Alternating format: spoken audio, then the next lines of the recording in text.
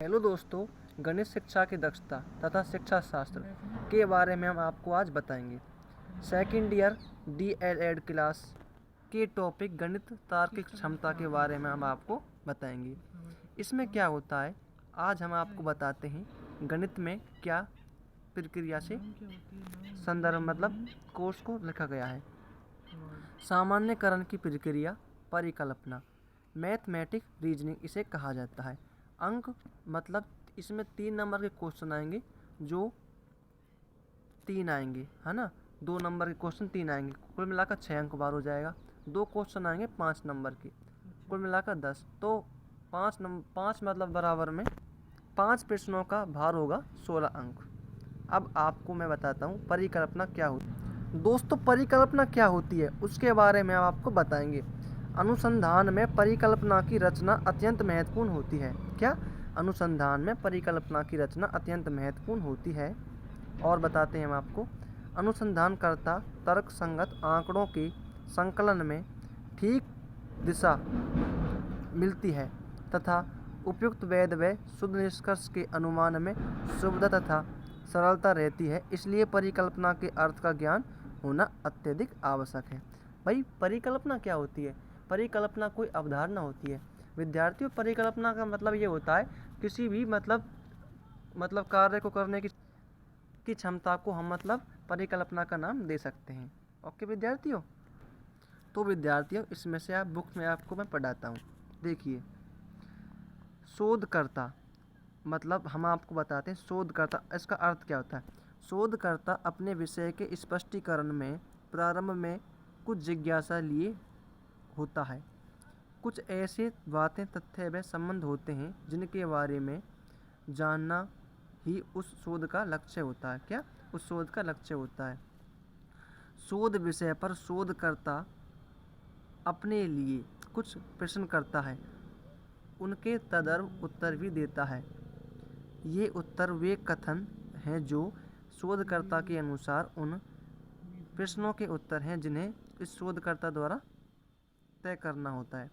तत्पश्चात शोध में दी गई सामग्री, चिंतन, तर्क आदि की सहायता से उन उत्तरों की सत्यता की जांच की जाती है। इन प्रश्नों के उत्तरों को स्वीकार व अस्वीकार करके शोध के निष्कर्षों के रूप में सिद्धांत व नियम बनते हैं। इन अंतरिम उत्तरों को ही उपकल्पना या परिकल्पना की संज्ञा दी जाती है। देखिए विद्यार्थियों, आपके लिए हमने थोड़ा सा पैटर्न चित्र के माध्यम से स्पष्ट किया है। देखिए, शोधकर्ता अपने विषय के स्पष्टीकरण में प्रारंभ में ही कुछ जिज्ञासा लिए होता है। क्या? स्पष्टीकरण के संदर्भ में जो जिज्ञासा लिए हुए रहता है, ठीक है।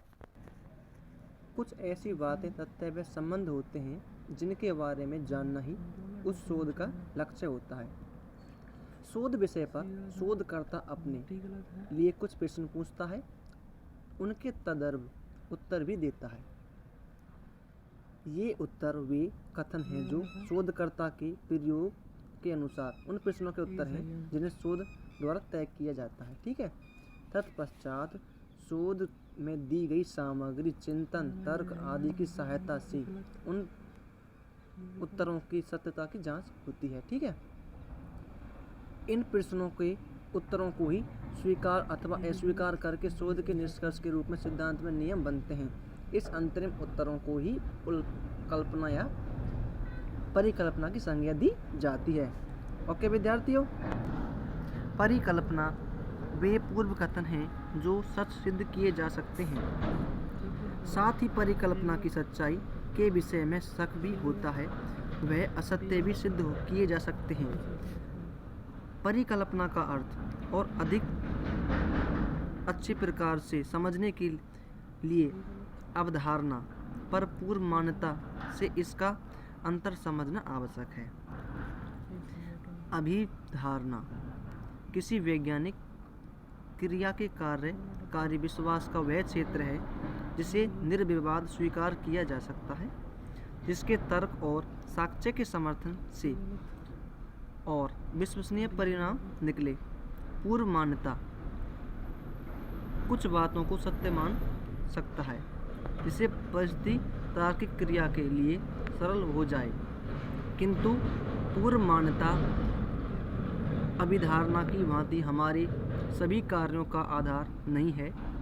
यह केवल तर्क को समझने या सरल बनाकर हल करने में सुविधा प्रदान करती है। ठीक है भाई। परिकल्पना की एक परिभाषा भी है लुंडेन वर्ग के अनुसार। क्या? लुंड वर्ग मतलब लुंड वर्ग। परिकल्पना एक काम चलाऊ अथवा सामान्यकरण या निष्कर्ष है जिसकी सत्यता की परीक्षा अभी बाकी है। अपने मूल रूप में परिकल्पना एवं अनुमान या काल्पनिक विचार हो सकता है जो आगे के अनुसंधान के लिए आधार बनता है। ओके विद्यार्थियों, अब दूसरी परिभाषा आती है कलिंगर। कलिंगर जी क्या कहते हैं भाई? कलिंगर जी की परिभाषा क्या है भाई? परिकल्पना दो या अधिक चरों के मध्य संबंधों का कथन है। ठीक है भाई। तीसरी परिभाषा आती है जी गुड व हेट। परिकल्पना उस बात का वर्णन करती है जिसके बारे में हम आगे देखना चाहते हैं। उपकल्पना हमेशा भविष्य की ओर देखी जाती है। यह एक पूर्ण वाक्य है जिसकी वैधता की परीक्षा की जाती है। यह सही भी सिद्ध हो सकती है और गलत भी। ओके विद्यार्थियों, लास्ट में आती है जेम्स ई ग्रीटन। परिकल्पना संभावित माना हुआ समस्या का हल होता है जिसकी व्याख्या उस परिस्थिति के निरीक्षण के आधार पर की जाती है। संक्षेप में परिकल्पना किसी समस्या का एक अनुमानित समाधान है जिसकी वैधता का सत्यापन किया जाना शेष है। परिकल्पना एक शेष कथन होता है जिसे शोधकर्ता अस्थायी रूप से सही मान लेता है। इसका प्रयोग शोध की क्रियाओं को निर्धारित करने के लिए किया जाता है। इसकी सहायता से नए सत्यों की खोज होती है। परिकल्पना की पुष्टि हो सकती है। उसमें नए तथ्यों, नियमों व सिद्धांतों का प्रतिपादन हो सकता है। परिकल्पना के महत्व एवं उपयोग को हम अगली वीडियो में बताएंगे। प्लीज़ चैनल को सब्सक्राइब, लाइक और शेयर करें। जय हिंद सर।